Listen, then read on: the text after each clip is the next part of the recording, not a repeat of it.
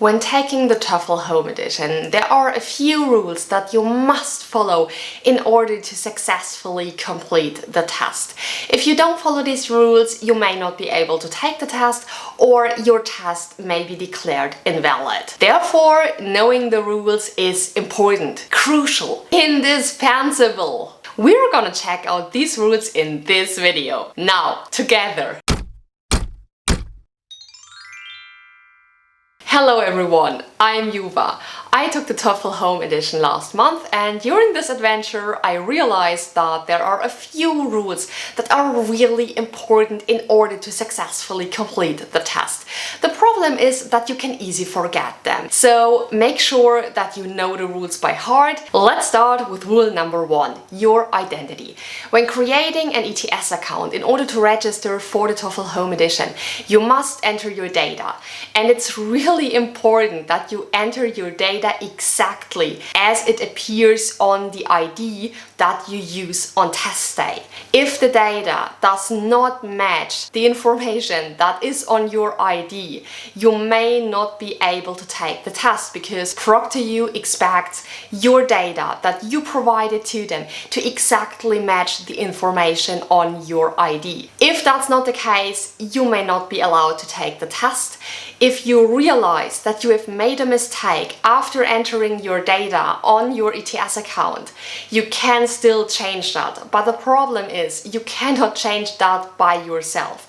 You cannot go into your ETS account and change your information, but instead you have to contact ETS and ask them to change the information. You can do that either by email or by calling them. If you have made a mistake, I'd recommend you writing an email. However, this depends also on how much time you've left until test day, because if there is not much time left, this may be very stressful and you may have to call them. So to avoid any stress and to make your life easier, just have a look at your ID and enter your data exactly as it appears on the ID you provide on test day. When taking the TOEFL at home, it's very important that you obey a few rules during the test taking process. And the thing is, the proctor may not remind you of these rules, but it's really important that you follow them nevertheless. Why is that? The thing is that you are recorded the whole time when taking the test, and after your test the video is reviewed and they want to see whether you've obeyed all the rules or whether you did not. So if you did not follow the rules, this could be really bad for you. So make sure you know them by heart and make sure you follow them. Let's go on with rule number 2. Show your room. Before starting the test, the proctor should normally remind you to show him your room. If he doesn't do that, show him your room regardless. What you should do is take your camera and show him the surroundings, also show him your desk where you are taking the test, and also show him what's under your desk. It's very important that it's recorded on the video, that there is nothing near you that is in some way test-related content. No books, no smart devices, etc. You know what I mean. Rule number 3. This is only for the people who wear glasses, like me. If you wear glasses, you need to take them off and show them to the proctor. Show them to him and confirm that they are not smart glasses. This is very important. No smart devices are allowed during the test. So for all glasses people, make sure you do that. Rule number 4 concerns your plastic transparency sheets or whiteboards. It's very important that you count them. You need to count them aloud in front of the camera before the test and after the test. Why is that? Before the test, the proctor needs to know how many sheets you have, because he has to know how many sheets you need to erase in the end. So before taking the test, count your sheets aloud in front of the camera, and after taking the test, count them again. Of course, then they will have notes on them, and this is rule number 5. You need to erase your notes in front of the camera. And guys, I say this again, you need to do this in front of the camera. Don't do this on your desk somewhere where the proctor can't see it, somewhere where it's not recorded on video. That would be incorrect. erase them in front of the camera. And believe me, that is annoying. It's really annoying because it's simply hard to erase notes in front of the camera, at least if it's not a whiteboard with plastic transparency sheets. This is no fun because the sheets won't be stable here. Yeah, they will flip over, but you need to do this. I would recommend you using wet wipes because this is the easiest way to do it. So just erase it like this in front of the camera. Be prepared for a color explosion on your hand. If you use a blue pen like I did, you might look like those guys from Avatar. You already saw that in my TOEFL Home Edition video. So be prepared to wash your hands for the next hour after having taken the test. Rule number 6. After the break, return on time. Guys, this is so important. In the middle of the test, you have a break of 10 minutes. You are allowed to leave your place.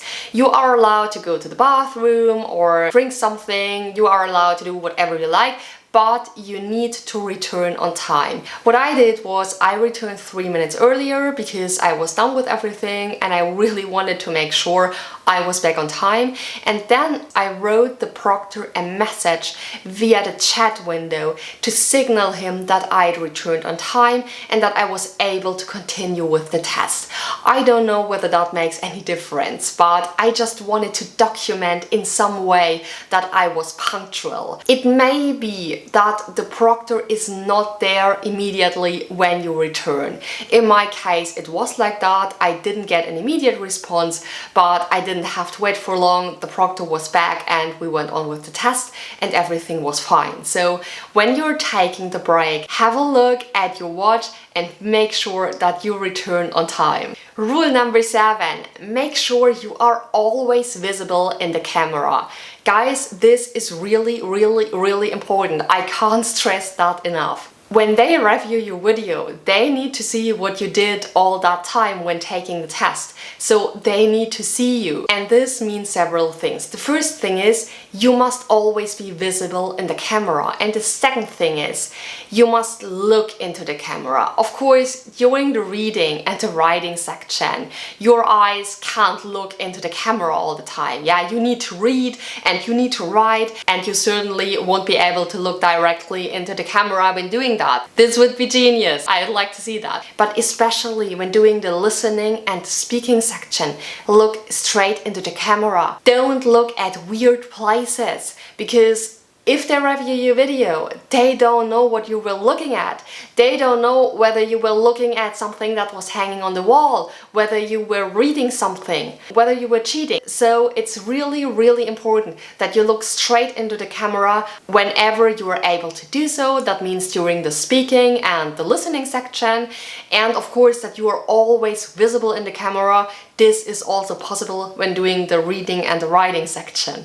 Rule number 8, make sure nobody enters the room. Test time is alone time. You need to make sure that you are alone during the whole test taking. If you're not living alone, it would probably be best to tell people when you're taking your test to make sure that nobody enters the room while you're taking it. That's it for today. These are the 8 rules that you must follow in order to successfully complete the TOEFL Home Edition.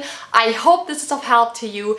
If you have any questions, just put them in the comments below. Or if you think Juva has forgotten a very important rule, tell me about that. I want to know that. Put that in the comments below. See you next time!